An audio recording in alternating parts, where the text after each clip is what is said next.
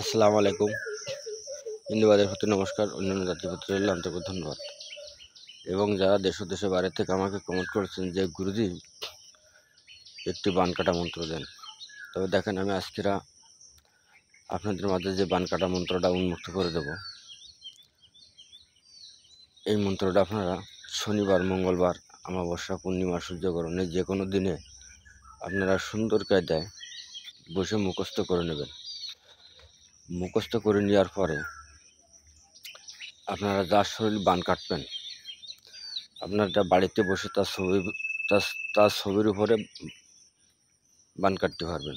তার ছবির উপরে বসে বান কাটে দিতে পারবেন। যদি মনে করেন যে না, তার ছবি পাচ্ছি না, তাহলে কী করব? তাহলে আপনারা মাটিতে ছবি আঁকবেন।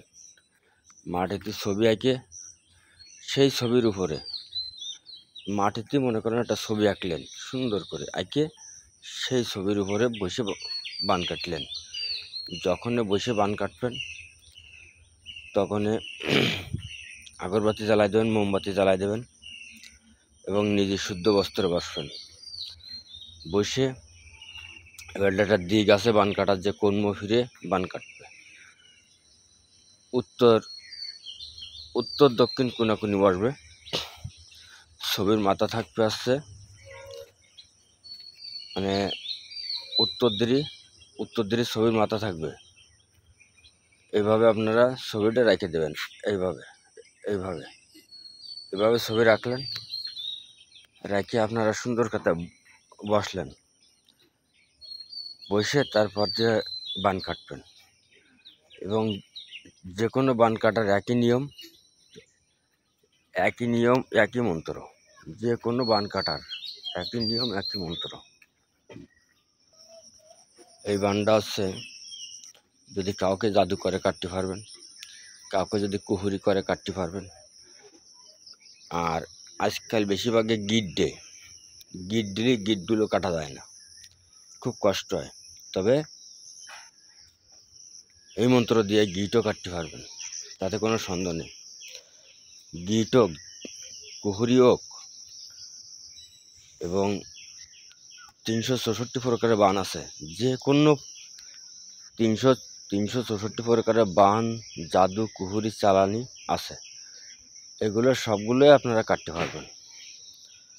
তবে আগে মন্ত্রটা মুখস্থ করে নেবেন সুন্দর করে, তারপরে যে কাজ করবেন।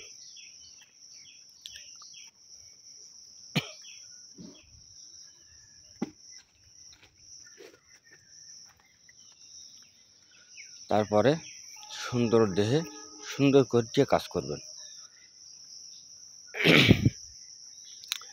এবং কাজ যদি করতে হয় ঠিক করার মতন করবেন, যাতে আপনি যে কোনোটা কাজ করে মুহূর্তের মধ্যে সফল হতে পারেন। সেই কায়দায় মুহূর্তের মধ্যে যাতে সফল হওয়া যায়। আর এই বান যার শরীরই বন্ধ ছন্দ থাকবে, সবটাই কাটা যাবে। আপনি একটা কাউকে বশীকরণ নিয়ে কাজ করবেন এবং তার শরীর বন্ধ করা আছে। যদি শরীর বন্ধ করা থাকে তাহলে কিন্তু আপনি কাজ করতে পারবেন না। আপনি কি করবেন? বশীকরণ কাজের আগে তার নামের উপরে সুন্দর কাটিয়ে পরিবেশ পরিস্থিতি করে নিয়ে তারপরে আপনারা বশীকরণের কাজ করবেন। তবে এই মন্ত্র দিয়েই হবে। শরীরে যত পরিমাণে বন্ধ থাক, আটকানো থাক, গিট দেওয়া থাক, আর তাকে মানে একই কথা, তার শরীর বন্ধ রাখা আর কেউ ক্ষতি করা একই। আপনারটা বশীকরণের কাজ করতে গেলেও কেটে নিতে পারবেন, তাতে কোনো সন্দেহ নেই। আর যারা আমাকে বলছেন যে গুরুজি আমরা ছবির উপরে কাটবো, এই মন্ত্র দিয়ে ছবির উপর দিয়ে কাটতে পারবেন। এবং যদি ছবি না পান, মাটির উপরে দিয়ে কাটতে পারবেন।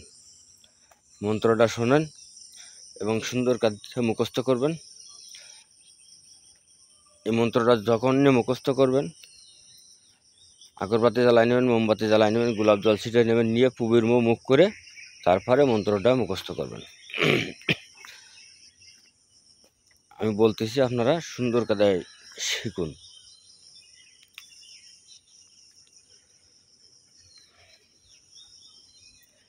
এসো বীর বাবা হনুমান, রামের করার ধরে দেও টান, 64টি জাদুটুনা কাটিয়া কুচিয়া করো খান খান, কার আজ্ঞে মা কামরূপ কামাক্কার আজ্ঞে। এই এসো বীর বাবা হনুমান, রামের করার ধরে দেও টান, 64টি জাদুটুনা বান, কুহুরি খাওনি চালানি কাটিয়া করো খান খান, কার আজ্ঞে মা কামরূপ কামাক্কার আজ্ঞে।